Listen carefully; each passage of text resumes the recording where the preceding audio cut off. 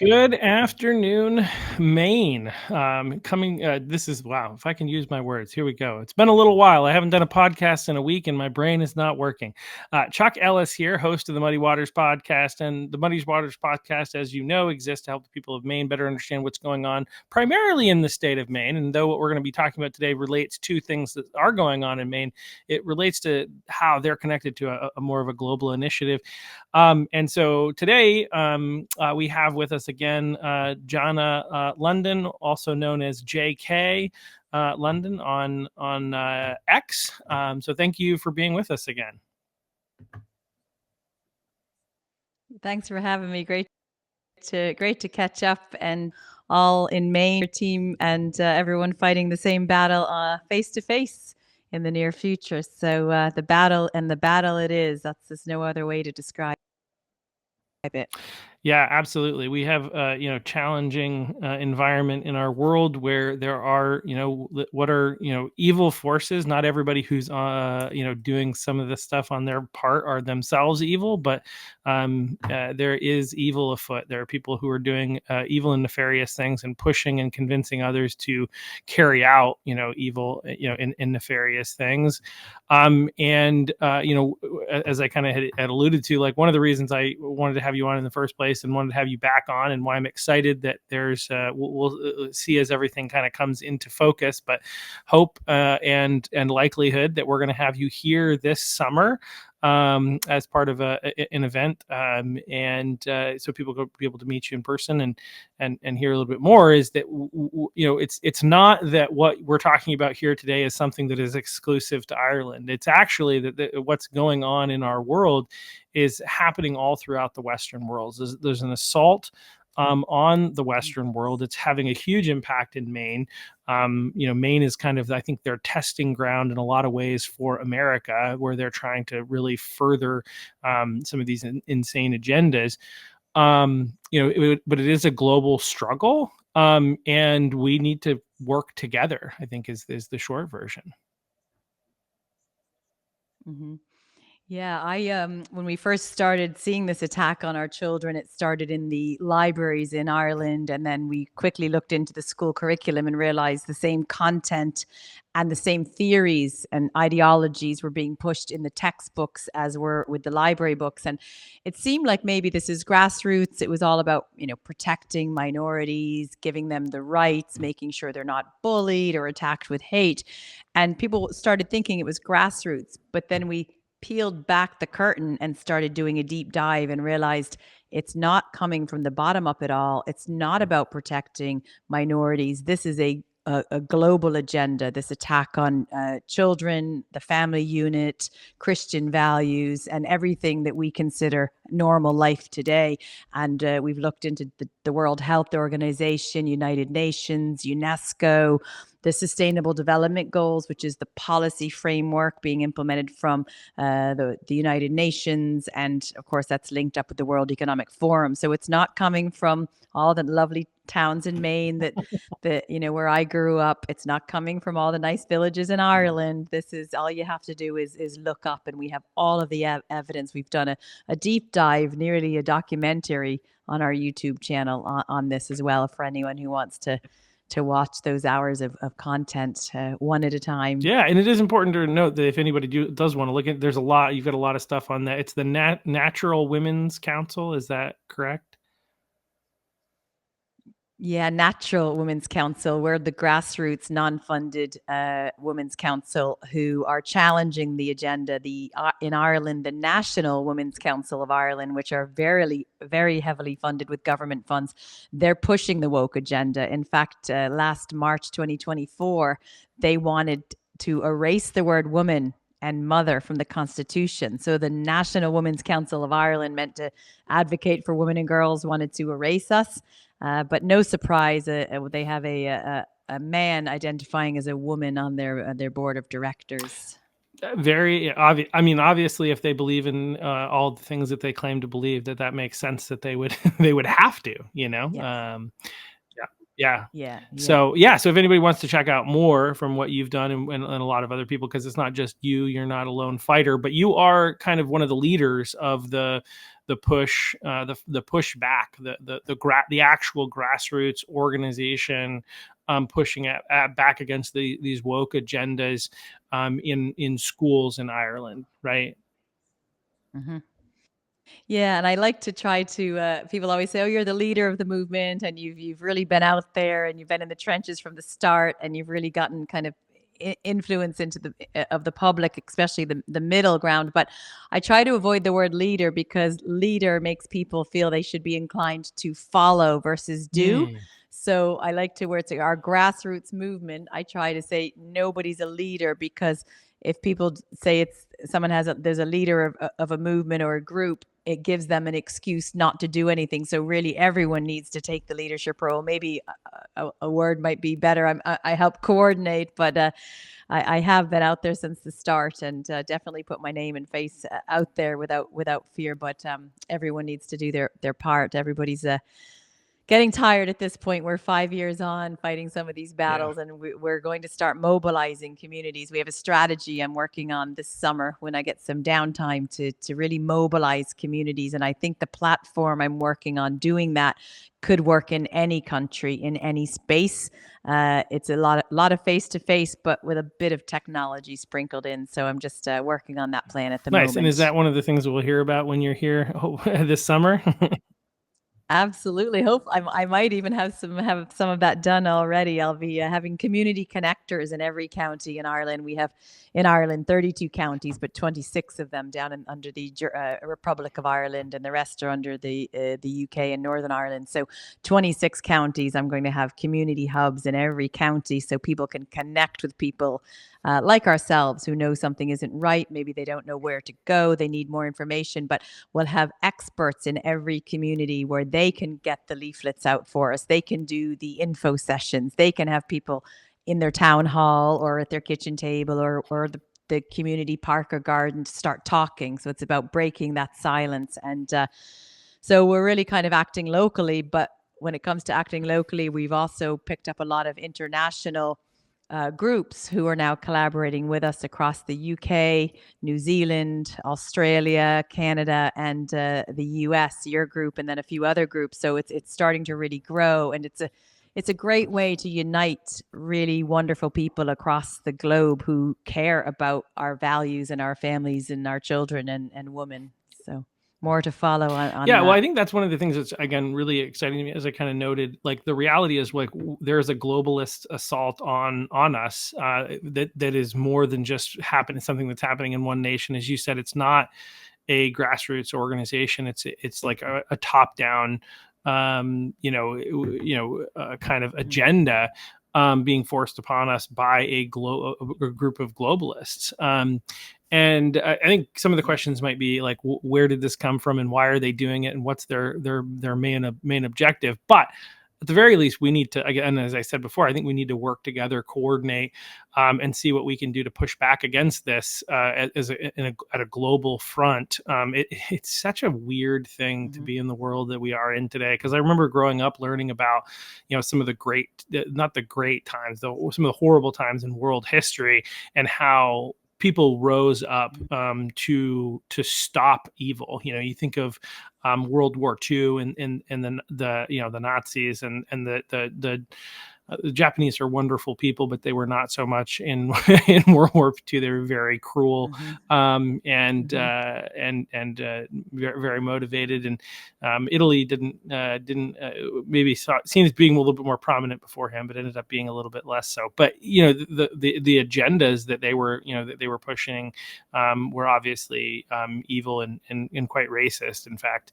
Um, and Mhm. on for both sides, of that. And so, but this is our fight today. This is the battle. We're battling against this group of people, which is a small group of people. And it seems to me like one of the things I've thought for a while is that, like, when we look at what's happening, in our world, we created democracy because we didn't like being ruled by a king or by a group of lords, right? We even have the term lord it. I don't want somebody to lord it over me, right? This is like a negative, right? Because we didn't want a small group of people to be deciding how everybody had to live. And so we created democracy. And yet somehow we're basically finding ourselves being pushed back through democracy, these powerful people and crafty people, because it is part of broken, sinful human nature to want to control and rule others. That is part of our broken nature. And so these globalists have found a way and a path to mobilize some of us against the rest of us, so that they've got enough of free people, convincing them and manipulating them and really indoctrinating and controlling them to carry out this agenda, so that they can basically go back on the top through democracy. If that makes any sense, that little thing that I said. But it does. And they've really, you look at the last, say, 5 years, because sort of my wake up call was about five years ago. And you look at how to control a population, and you think back, everyone can look back over the last 5 years, and how did they control people? It's to instill fear in people. So if you look back 5 years ago, this global pandemic sweeping across the world, we saw on the television, men in hazmat suits peeling bodies off the street. We saw the freezer trucks outside hospitals that were so full of all the bodies piling up from this horrible virus. And then, you look at that, complete psychological operation that was done, and people lived in fear, locked in their houses, couldn't leave. When they did leave, having to cover their faces and their kids' faces. But then when you stopped and looked at it and you thought, these masks, if you actually were on a cold day breathing, the breath's coming out, they're not going to stop if there was sort of a deadly respiratory virus out there. So you look at the fear that was instilled. People in Ireland, for example, were calling the police on their neighbors if they saw the cars in their neighbors' driveway that didn't look like they belonged there. Maybe they were cars outside of the neighbor's pod. They were calling them pods, and they were saying these people shouldn't be mingling. And I mean, people calling the police on their neighbors when people were going over to visit elderly parents, or people who were suffering with mental health because they hadn't left the house. I mean, you look at the fear really controlled the population. And the other way to control a population is to divide people. So turn one group against another group. So whether it's turn, the BLM movement, which was politicized, pit black people against white people. The radical feminist movement will pit the women against the men. And now we have the LGBTQI plus movement. And, it started with a movement about gay rights. And now all of our groups that we know, and even large ones on Twitter like Gays Against Groomers, said, we're done with pride. We don't want to have these rainbow flags and half-dressed men parading through the streets in front of children wearing GIMP masks on and being walked on a lead on their hands and knees. We have our rights. We can work a job. We can get married. We can buy a car. We can vote. Stop this circus. So but it pitted gay people against straight people, and then it pitted the trans-identifying people against the gay people, and it's all about. And with our open border crisis we have in Ireland, it's flooding our borders. People aren't coming from unsafe countries. They're single men coming. They're leaving all the women behind, apparently, to fight the wars. And it's pitting people against who want open borders versus closed. And then you have what's going on in Gaza. So you have your Palestine versus your Israel supporters. So it's constantly, again, back to put fear in people. And the other way to control a population is to divide. They want everyone just standing on their own island, and the community will be the government. And that's really what you have is that's a Marxist revolution, is everyone's oppressed, everyone's a victim. And the ultimate goal they want is, bringing it into like a communism, or even worse, totalitarianism, with all of the digital IDs and controls and censorship industrial complex to keep us all quiet. So it's really a interesting time to be alive, to say the least. And you kind of got where I think we were planning to go anyway, right there at the end, and we can kind of dive into this a little bit more. But like when you talk about the globalist agenda, it is a Marxist, it is a communist agenda, And I think communism Mm-hmm. is based in socialism, and these are both ideals that maybe if human nature was different, and maybe if we cared about our Mm-hmm. community and everybody around us more than we cared about ourselves,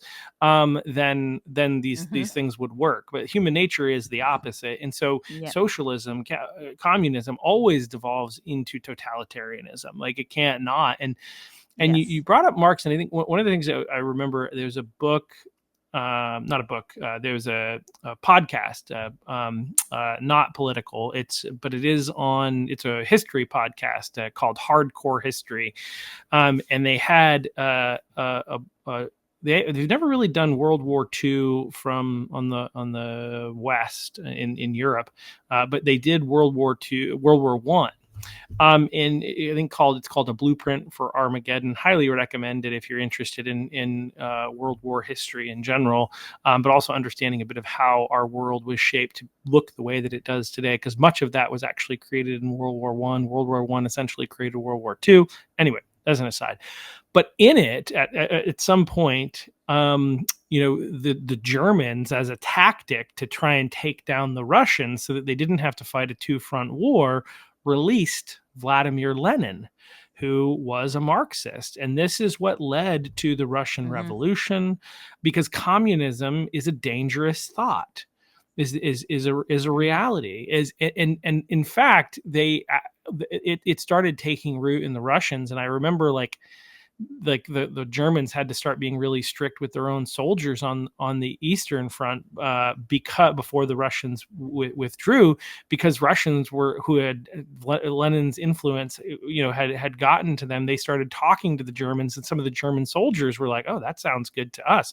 That communism is very, it sounds really attractive. It's really idealistic, like this idea that we can all work together and people would have an equal Mm-hmm. share and an equal right. And it didn't, like, we don't value people, this person over that person, and this, that, and the other thing. It sounds great. Unfortunately, in practice, it's terrible, as we've seen. Like, it's never worked anywhere around the world. Mm-hmm. But that does seem to be the agenda that they're pushing. That seems to be behind DEI. That seems to be behind Black Lives Matter, for instance. There's a lot of data that Mm-hmm. suggests that's part of that initiative, and it seems to be connected to a lot of the stuff that Yep. is being pushed in much of the Western world right now. And so, Yep. And radical feminism, and there's probably a lot of feminists who don't know this, who are going to not be happy that I talk about this, but the radical feminist movement did nothing really for women. What it did is it pitted women against men, where women were told, you felt they shouldn't stay at home to raise their children. They didn't want to be strapped to the kitchen sink, and that was below them. They wanted to get out there and be the corporate, breadwinner. And we don't need men, and we don't need to stay home and be a mom. So the state was able to then raise the children. So now, parents are both working, dropping, children off at the daycare creche at 7 or 8 in the morning and picking them up at 7 or 8 at night. So the state raises the child, the state feeds the child. And in some cases, the state medicalizes mhm. the child, Oh, even in and schools there's and actually a things. So case on that note here yeah. in Maine where a child was against the parents' wishes given one of the COVID-19 vaccines at school, and the parents sued, and it went to the Maine Supreme Court, and the parents lost. There was no recompense. Wow. There was Yeah. nothing there, because I think it had to do with the fact that it was an emergency use authorization, situation, and therefore now these people are not held accountable for their actions. They're protected. Yeah. Wow. Wow. And we've seen so much evidence coming out, over the last couple of years with the COVID shots. I mean, there's clear evidence, particularly in the young cohort, of Yeah. myocarditis, pericarditis. We saw a lot of sudden cardiac arrest and strokes and clots. And now it's come out in the US, they're not recommending them for children or pregnant Yeah. Which is women. huge. So it's only going to be it's going to stop now, I think, across eventually all ages, but at least it's a Yeah. start. And people were really pressured, and again, it's fear. Back to what Yeah. I said, is how do you get people to do what you want them to do? It's fear. I know someone who all through the COVID days, she did not get any injections or give them to her children. She became pregnant with her fourth child, and the doctor said to her, the COVID strain that's going around is causing miscarriages and stillborns. You need to get the COVID shot or your baby could die.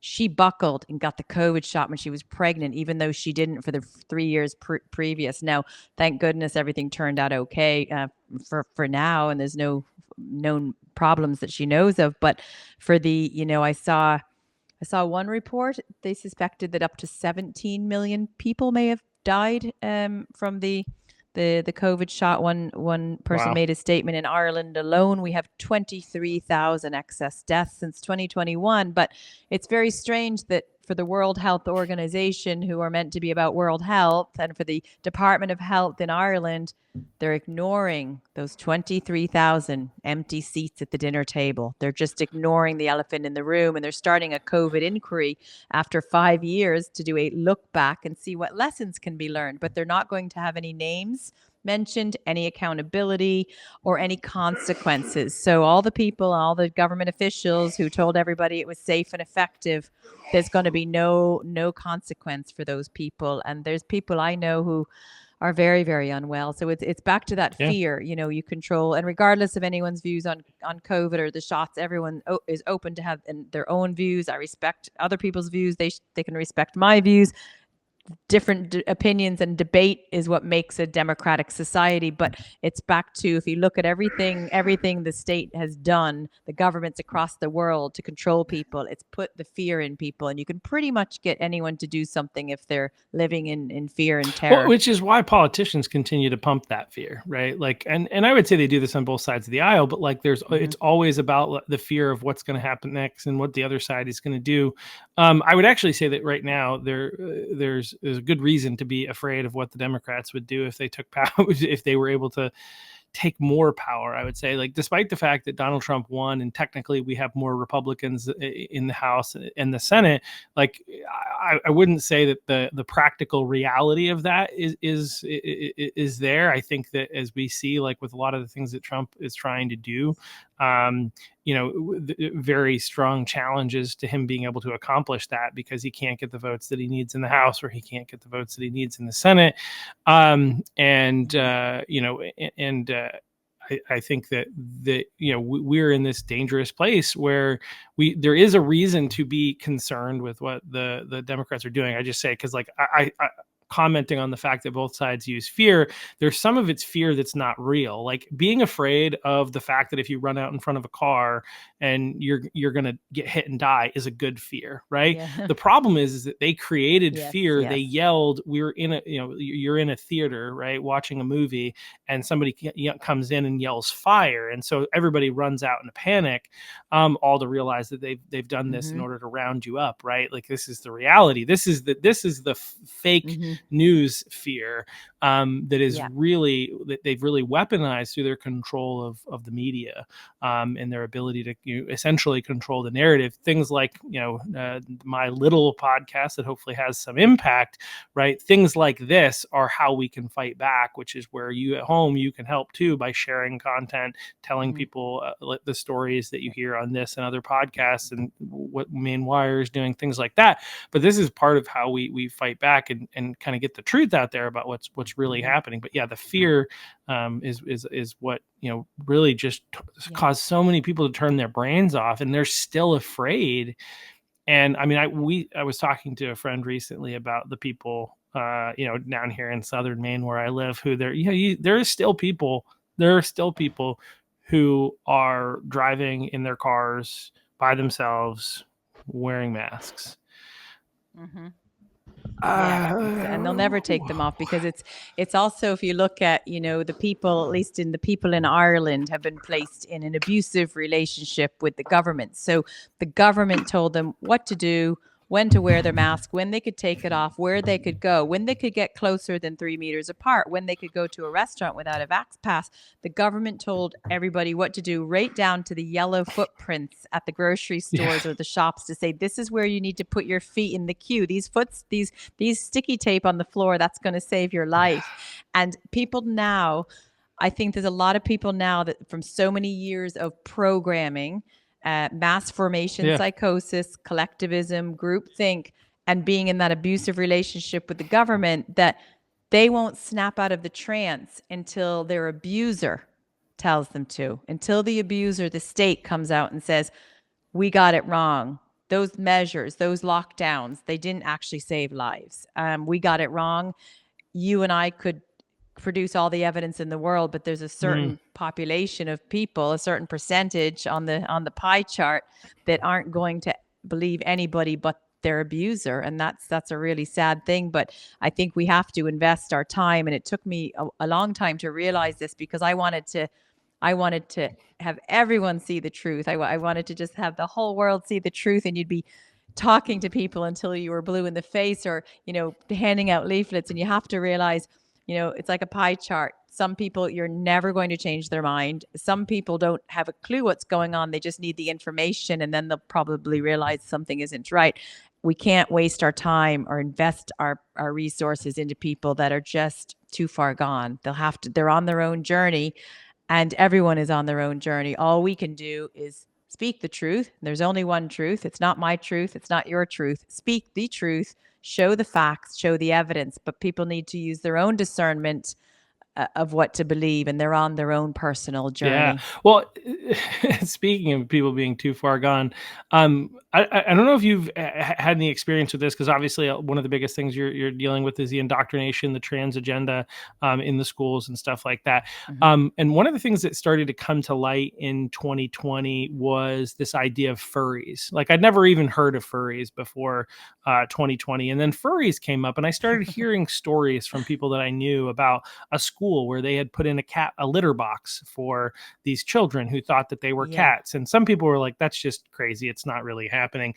Then, I talked to some people that were in the school systems who were like, no, this is kind of happening, but like, they can't say it publicly because the official administration is saying it's not happening. And we had a guy running for U.S. Congress in CD1, Congressional District 1 here in mostly southern Maine.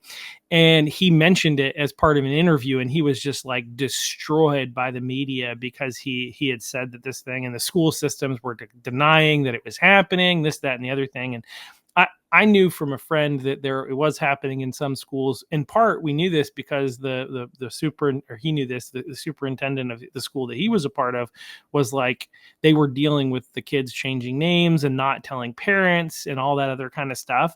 But that, his superintendent was like, we're not going to put up with any animals.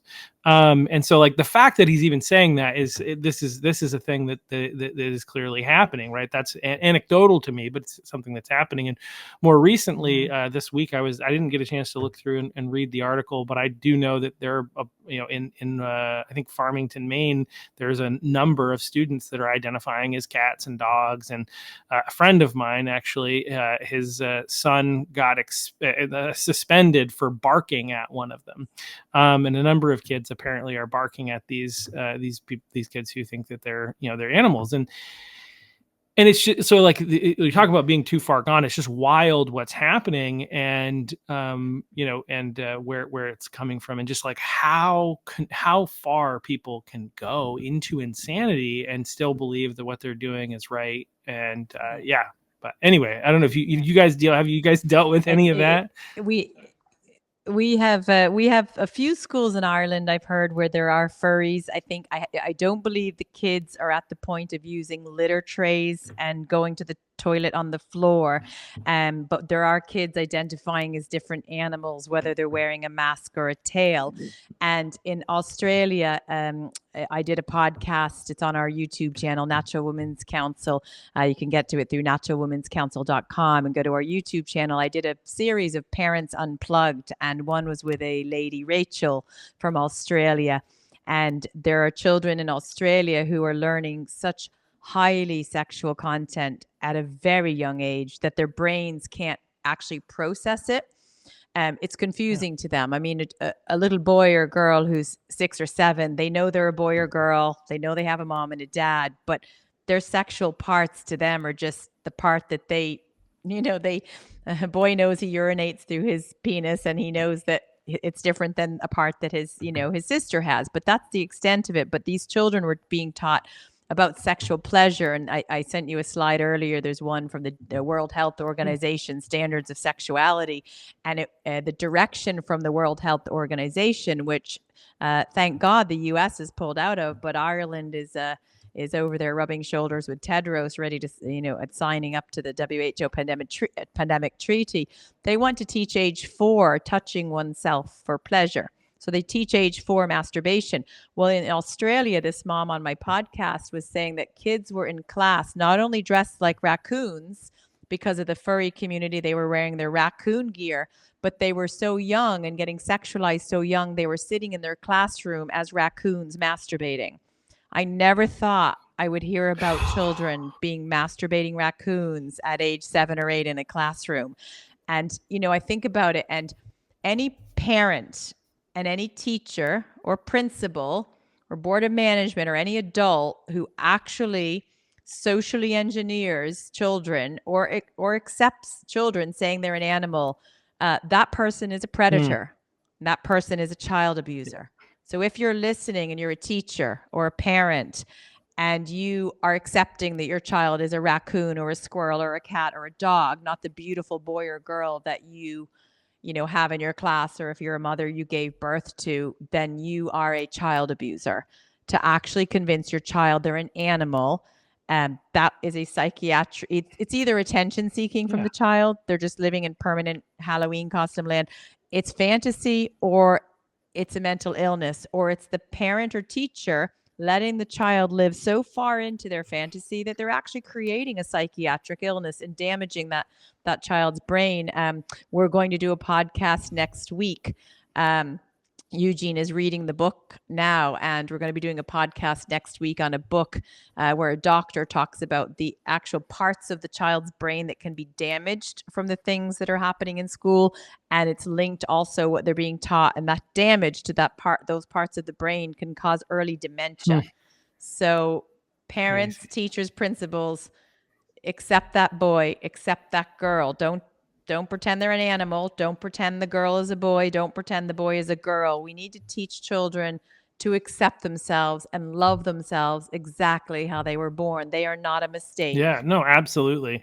Yeah, it's, again, I kind of am constantly stunned and surprised, despite the fact that of everything that's happened. I should be not surprised or stunned anymore, because it's just more of the same, but it's just wild and crazy, and it's hard to fathom. But let's jump. You mentioned the slide, so let's jump in. And so, like, your team, and there's going to be more of this, when you come, hopefully later this summer, to be able to kind of share in a bit more detail. But you have a team that's done a ton of research, and it's important to note that here in the state of Maine, we do have a couple of people that are like carrying this torch. There's a lot of people that are involved in kind of pushing back against what's going on, and we've got some people here that are doing some great things, and so I just feel like it's worth noting, Heidi Sampson, former legislator, heading up Maine Education Initiative, and Alan Servinas, who works, I think, with Maine Education Initiative and also with Parental Rights and Education. These two are doing some incredible work, and it's important to know. But like, you guys have all, on your side too, you've done a ton of research, and we've got a lot of stuff here, and just want to go through. I have to credit our researcher. It's our research team is really a one-person show. There's a man who's a retired director in engineering, and Eugene Garvin, and he's meant to be living his most relaxing, best retirement, but he spends his hours reading books, papers, and doing deep dives to get the information out all across Ireland and further afield. So the research he does is impeccable. He has the engineer mind, but the ability to put something that doesn't make sense into something that does. So I have to just credit people who can do that, because it's a unique skill to read through hundreds of books. And I know he's read hundreds because we've seen the invoices, and I'm like, you read that many books this year?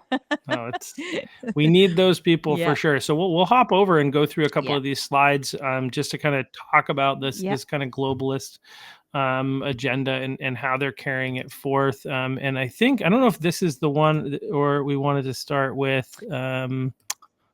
That's a good one, because this one talks about the gender and the definition of gender.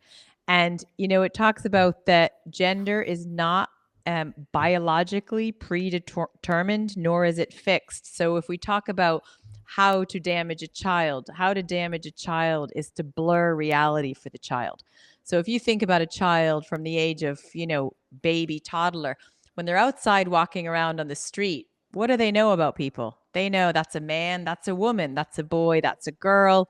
They know people have different skin colors. They're able to pick up on those things. So if you are trying to convince a child, and this is the UNESCO guidelines, and UNESCO has a huge influence in education in Europe, and I'm Yeah. sure in the US. I know the US has pulled out of a lot of this stuff, but it's still probably all through academia and the schools.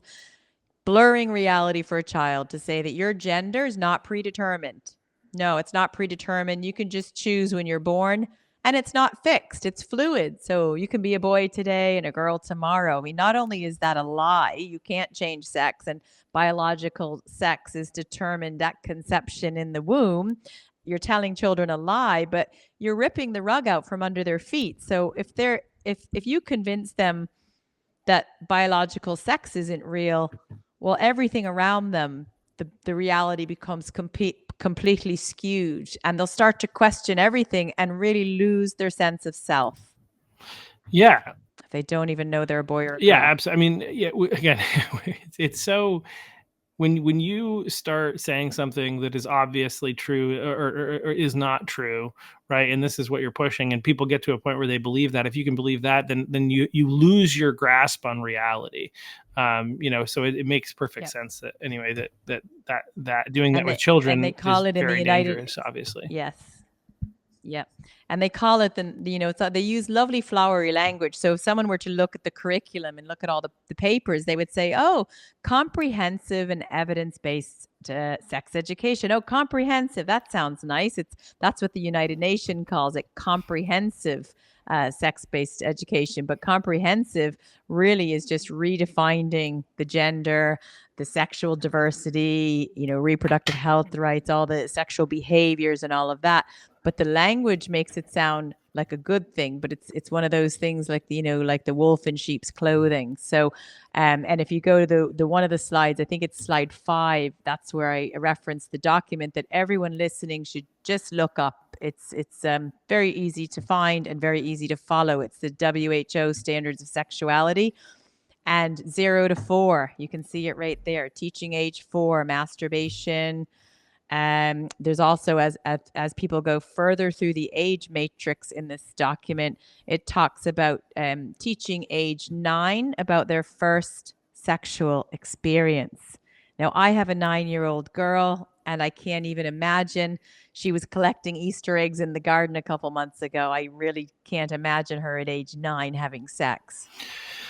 Yeah, it's something out of again. I just bring up the book Brave New World. Again, do not watch any of the movies except I think there's like a 1980s or maybe early 90s version that's actually worth watching. But outside that, just read the book because like the stuff that Aldous Huxley warned would happen, such as the elimination of words like mother, as you mentioned earlier, and like sexualizing children. This was a tactic of a totalitarian government to control the people. This is literally what they were doing in that story. And I sometimes wonder, at this point, as seeing what's happening in the world, was 1984 and Brave New World, were these like warnings or was this a playbook? And I think the people who wrote them thought of them as warnings, but there are other people that seem to be using them as playbooks. And predictive if you flip to what it looks like as well, there's a slide in there, number 8. You probably could say that slide could easily be Maine if you have any of these trans rights rallies, pride rallies, or whatever parades are going on that month. And it's June in Ireland, so it's Pride Month. So we're going to be seeing rainbows kind of all over the place. Although last year there were a lot less rainbow flags than I'd ever seen. I think it is kind of coming to the end of the shelf life. They've had their day in the sun, and the gay people are saying, we've had enough of this. We don't want to join up with these trans queer activists. But this actual photo was here right in lovely Dublin and Belfast. And you look at the signs, if you look at some of the words on the signs, we see trans ally. So allyship is something they're also doing to capture the minds of children in class. You probably have the same in the US. In Ireland, we have anti-bullying policies, and they Yep. now are redoing all of the anti-bullying policies in Ireland. It's called Be Conalta, which means be kind. And it's bringing in the allyship and the transphobia, homophobic bullying to age 5. So age 5-year-olds in Ireland will be taught they have to be an ally or they're a transphobic bully. But in order to be a transgender ally, that means they have to teach what transgender is. You can't just pull the 5-year-olds in a room and say, hi, don't everybody, you're not going to be transphobic bullies. You have to actually tell them what transgender is. And what that means, boys and girls, is you can become a boy, girl, neither or both. You can be non binary. So it's bringing this into the age 5 conscience level, and they have to be an ally or they'll be considered a bully. And then we talked about how to control people, how to is to divide them up. So if you look at on this, it says the sign fuck the system. So they call people like you and I who are just normal healthy adults who just are the sex we're born and happy with it. They've slandered us with the word cis. Yeah. Which is a makey up word.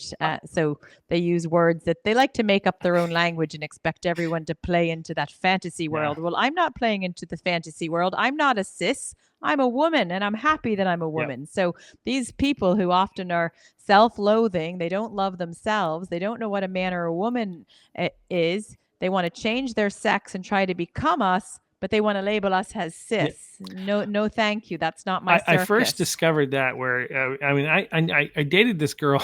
It was crazy. I dated this girl probably about 10 years ago who I knew was more liberal than I was probably comfortable with, but I didn't realize how liberal she was. But we went to church together, and I ended up being on her Facebook page at one point and looking up and saw this cisgender term. And until then, I had no idea. I'd never seen it before. I'd never heard of it, because why are we creating a term that's such a weird term to describe somebody who just is a boy or a girl, right? And like that's what this is. Like you're either a boy or a girl, a man or a woman, right? There are two. You can't change, right? All this stuff that we know and we talk a lot about, but like, yeah, I was so taken aback. I'm like, what the heck is this? And yeah, it's anyway, it's just wild and crazy that they've created this term in order to rather than just saying a normal woman, right? Yeah, I'm just a normal woman. You're a man. I'm not going to call you a cis or whatever other name they've thrown on. And if you look at the top right photo, this is a group, I believe, from Leitrim, which is where I used to live in the beautiful west of Ireland. Lovely people in beautiful Leitrim. And these people come around with these signs. And this one says, respect existence or expect resistance. So what they're saying is, you have to accept that I'm a woman. I'm a man, but you have to accept I'm a woman, or you're not accepting my existence. And they come dressed as these Halloween witches with green hair, pink hair.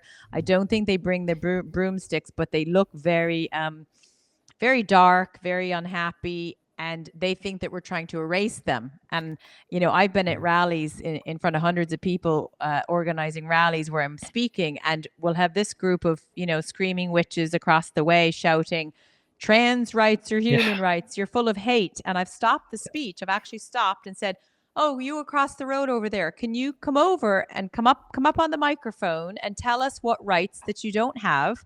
Tell us how we're trying to erase you.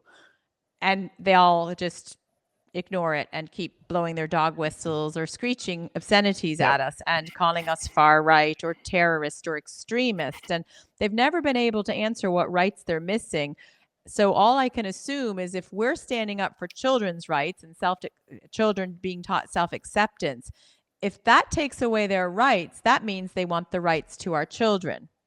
And they're not going to have rights to our children. They're not going to tell children they're born in the wrong body and they should be getting, removing healthy breast or mutilating genitalia or taking irreversible puberty blockers that cause osteoporosis and brain damage. No, you have your rights. You can live your life and identify as a microwave if you want, but it doesn't mean you're coming after the children in the classroom. That's where we have to draw and it the doesn't line. mean that like we need to agree with you, right? Like this is a thing. Like I have Yeah. a worldview, right? In my worldview, I've been a Christian for basically my whole life, but like a really active practicing Christian since I was about 20. And I've lived in a culture that is anti-Christian. In large part, America is seen as a Christian nation. New England, not so much. Right? It's there are less Christians than there are non-Christians by a fair margin. I think, including Catholic in the state of Maine, maybe 25% of people go to church, at any kind of church. It's less than 25%, right? And that's like once a month. So we're Mm-hmm. being generous, right? And so like we're not. I'm not in a Christian Yeah. culture. I have a worldview. People don't agree with me about, what how I see the world.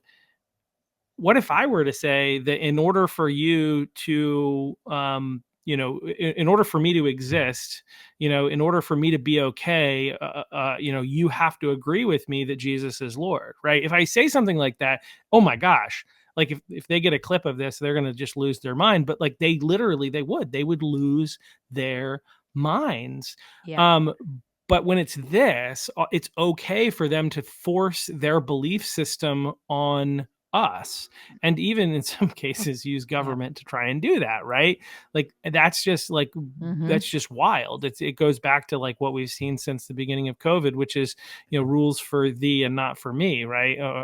This Mm-hmm. idea that like if you're on their side, you can get away with whatever you want, but everybody else has to come into compliance. And it's crazy Yeah. to be like, I have experienced, and I'm not going to cry about anything, but I've experienced a lot of like uncomfortable situations because I've been uh, in banking, and in banking, there's again, I'm in a culture where there aren't a lot of Christians, and a lot of people have a negative view of Christians. We're seen as hateful, bigoted, all this kind of stuff. And so when I mention that I'm a Christian, and I'm not like throwing it out there just for fun, but when it comes up, you know, I feel like, and I know that people don't like me because of that, right? And if I just said I'm suffering from depression, I'm going to commit suicide. If I'm not doing that, I'm not playing a game. I'm not saying that people should, but like I've experienced living in a culture that does not want me to exist, and I'm okay. And so like Mm-hmm. the kind of the theory and the push that they have is that we have to agree with them, because if we don't agree with them, then they won't be mentally okay. And it's like, well, I mean, if that's true, then you need to Mm-hmm. agree with me too. And Yeah. guess what? We can't agree because we disagree on these things. And it's okay that we disagree. I would like everybody to come to know Jesus because I think that that's where all the hope is. But I don't want to force people to do that. I don't want to manipulate people into that. That's wrong.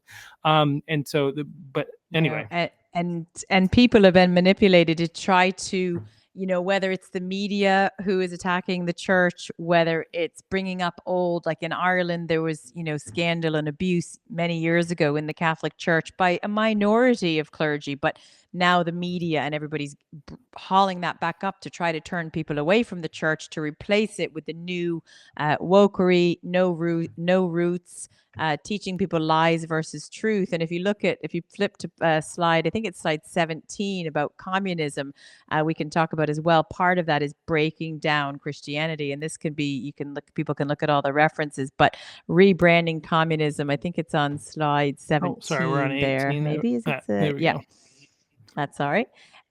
So rebranding communism, and here it says, when we get ready to take the United States, we will not take it under the label of communism. We will not take it under the label of socialism. We will take the United States under the labels we have made very lovable. We will take it under liberalism, under progressivism, and under democracy, but take it we will. So that is, Alexander Trachenberg, a member, he spoke at the Communist Party's National Convention. So they don't use the word communism. They're not going to say we want to bring in communism because people would just right away know, but they'll do it under the liberalism, the progressivism, democracy, and then throw in all those flowery words like diversity, equity, inclusion, kindness. So those are all, I call them red flag words. They've hijacked those nice words. And if you look on the next slide, 18, we talked about, attacking Christianity. They want to attack the Christians because here you can see in response to the inevitable question, who is the hidden power, the real leader behind the entire worldwide communist conspiracy? If the final authority for the atheistic communist conspiracy could be unmasked, it would be Satan. So Bella Dodd here had seen the conflict from both sides. And she said that, it explained the ultimate objective of the satanic conspiracy, of which communism was, but one part was the destruction of Christianity. So this is clearly explaining, in order to bring in the Marxist revolution, bringing in communism under those lovely words like, liberalism, they have to destroy Christianity, because again, it's how do we pull the rug out from under people's feet? We put them into fear. We teach them lies and blur reality. We weaponize empathy, and we bring it in under democracy and liberalism. And then on the next slide, it talks about, again, the driving force on slide 19. Again, it talks about, with Marx, you mentioned Lenin. So within the philosophical system of Marx and Lenin, at the heart of their psychology, hatred of God is the principal driving force. So they want militant atheism. So, and then bringing it into schools, they want to bring it into schools. We know what happened in Mao's China, Hitler Youth, and abolition of the family. So on slide 23, it's again communists. They want to destroy the family unit. They want to get between parent and child. They want to get between the family unit and the child.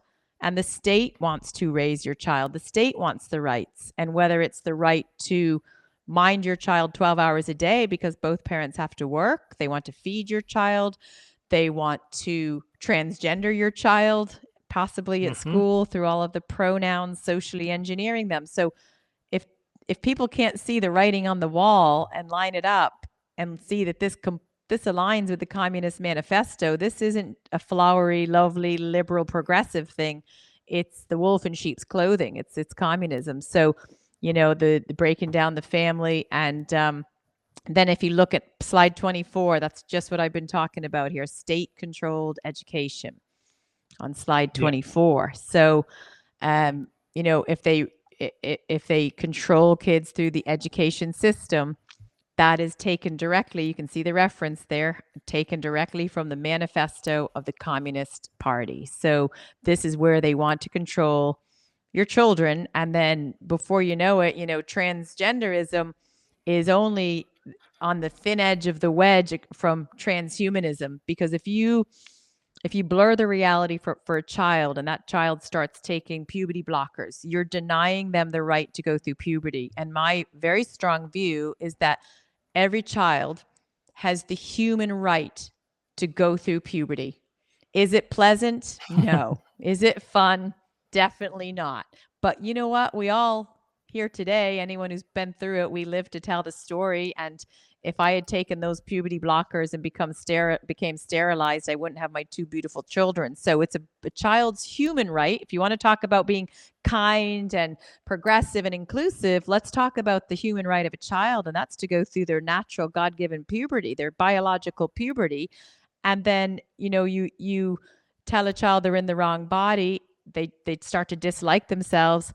The transgender activists tell them, your parents are hateful, your parents aren't progressive, you need to come to our family over here.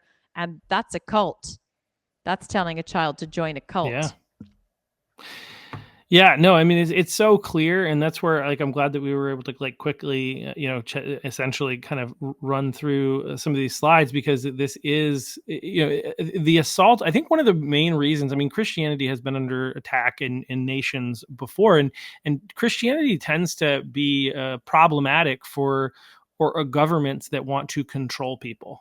Right. And it's because in the essence of Christianity is this idea of liberation from sin, breaking free from your bonds. And also, but I think most importantly, it's about sticking up for and fighting for others.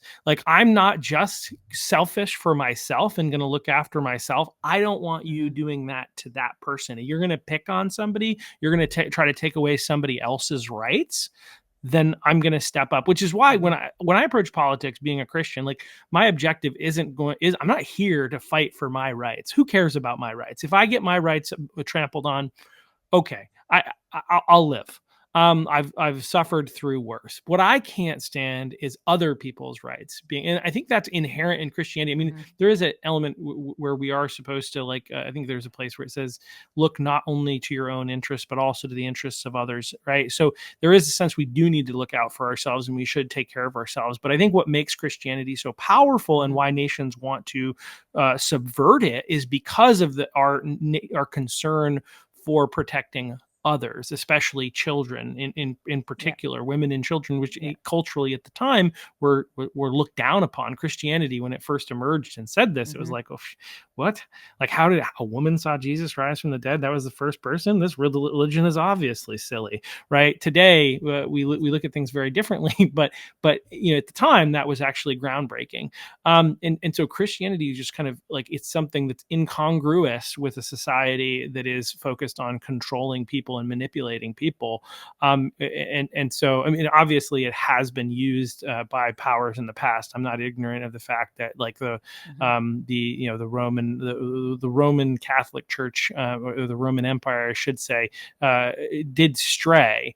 And there were some problems, and I'm not saying that there aren't problems with these things can't be weaponized, but generally speaking, it's really difficult and challenging if the truth of the gospel is actually being spoken, and Christians are actually actively able to live it out.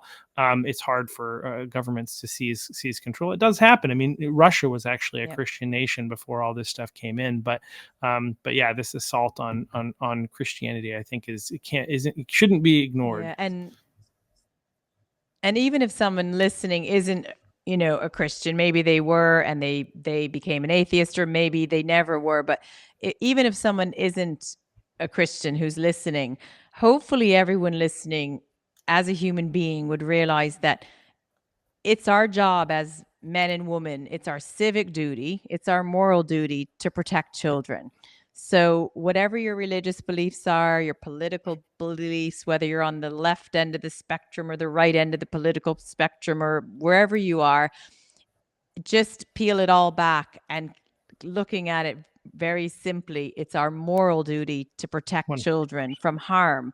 And right now, it's very clear to see that children across the West are being harmed by the radical ideology teaching them the lie that they can change their sex. They cannot change their sex. So parents need to stop being afraid of speaking up because they're afraid of what their neighbor will think, or what the school will think, or there's other parents at the school gate. They need to really take a step back and say, my job's to protect my child from a radical ideology that might psychologically damage them. Maybe they won't get the surgeries or take these irreversible drugs trying to change their sex, but psychologically that child could be harmed if their reality is so blurred that they don't even know if they're a boy or girl. They look at their body and think, am I born wrong?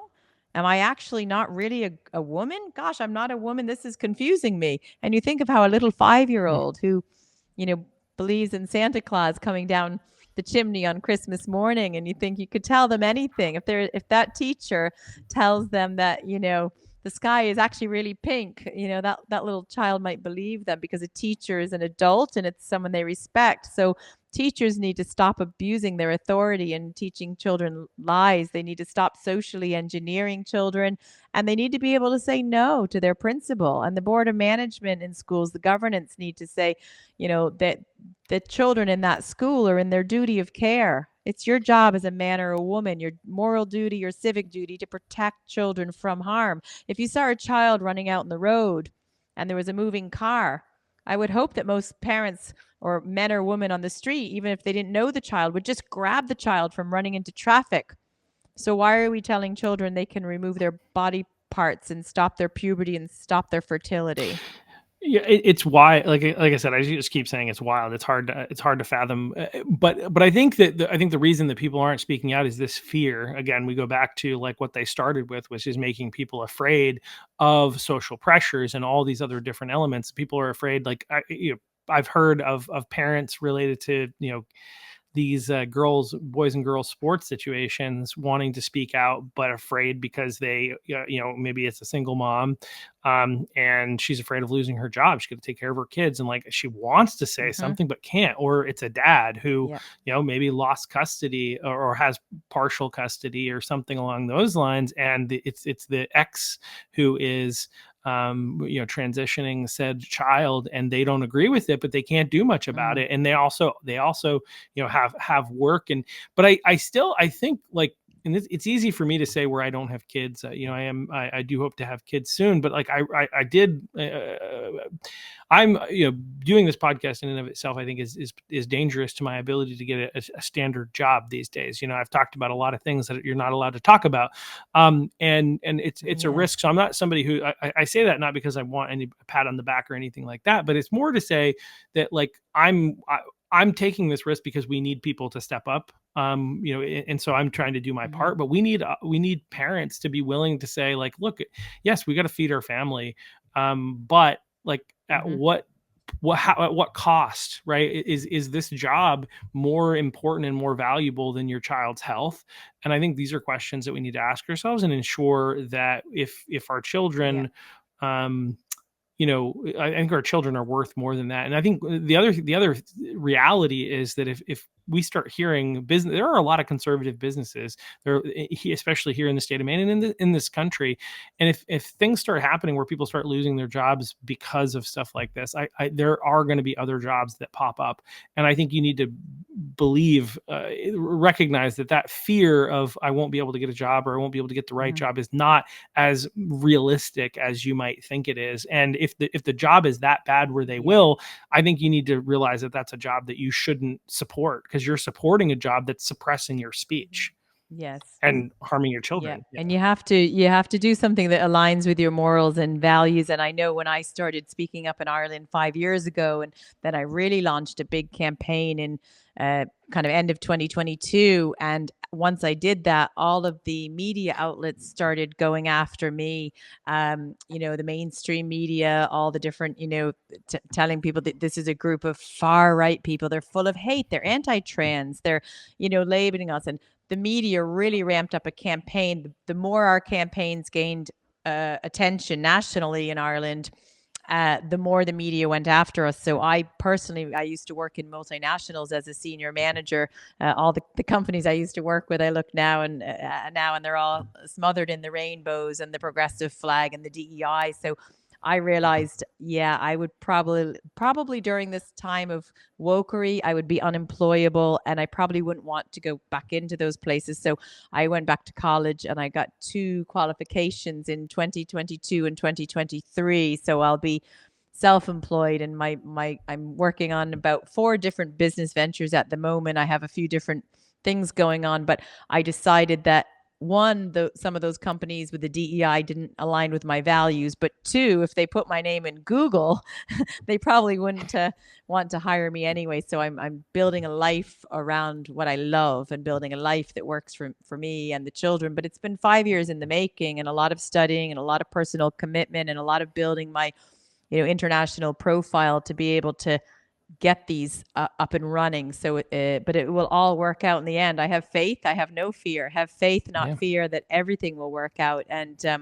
I think eventually with the Natural Women's Council, we will go out and seek funding through private investors and get funding for the work we do, because none of us as volunteers, there's a handful of us working 40 hours plus a week all night long, and we've never taken one penny for the time. But it is time that we need to support our own families and our lives. So we'll be looking for some investments down the line. If anybody's listening as a business person who cares about the future of the world, we will do great things, even better things, once we have some funding behind us. Funding does help. And on that note, one of the ways that you can help support the Muddy Waters podcast and for the work that we do by bringing you content like this is by going to, we actually have a new website. I've been wanting to tell everyone, muddywaters.us, muddywaters.us. And on that website, you can buy our merchandise. As you can see, I'm wearing these like nice hats. You can also watch all the podcasts there. They will eventually. This one won't be there for a little while. It takes me a little while to get them uploaded, but they are available on that website. And there's also a bunch of merchandise that you can buy to help support the podcast. And so I'd love to, if you can do that, that would be great. And obviously, stay tuned and like, share, and subscribe to all the other channels. You can also get access to all the channels. One of the things that I should say is Instagram. I've got a new TikTok. I've recreated TikTok after they banned me. For what reason, I don't know. So I can't avoid doing it again. So I might get banned again. But we do have the shorts on TikTok. If you want to share short elements, that's TikTok and Instagram are the two places to go. But you can find those, get directly there right through my website. So check that out. And you can also follow Jana here on X, where I think most of the people are probably watching from right now. But you can follow Jana on X at JK Lunden, as well as you can follow the Natural Women's Council on YouTube. So thank you again for joining, Jana. I just really appreciate you taking the time and going through this, and especially coming on a second podcast. And again, planning hopefully to come here this summer and meet with some people and stir some people up, and so that we can create a global response to the globalist agenda. Absolutely, a united front. So thanks for having me on. I think the discussion we talked about today with some of the globalist origins is the tip of the iceberg. So we can certainly chat again. And this is really just a taster for what I think will be, from what we talked about, of what would a great conference look like. And we had teams from across, Europe and Maine, and it just sounds like such an amazing day. So anyone who's around this summer in Maine, I hope to get back and have a great conference to give you with information, but most importantly, actions to empower parents to protect their child, because people need the information, but they need the knowledge in order to have the courage and arm themselves with the ammunition to protect their child and have those meaningful conversations with teachers, friends, neighbors, and colleagues. But to just get over that fear, just park the fear. The only thing we have to fear is the future for our children if we don't take action. 100%. So we'll definitely speak again, I'm sure, before I get home. All right. Sounds good. Well, thanks again. And thank you all for watching. We'll see you here next week. This week was a little bit light, had some postponements, unfortunately, due to some things that happened. But we have a number of good podcasts coming at you again next week. So thanks again.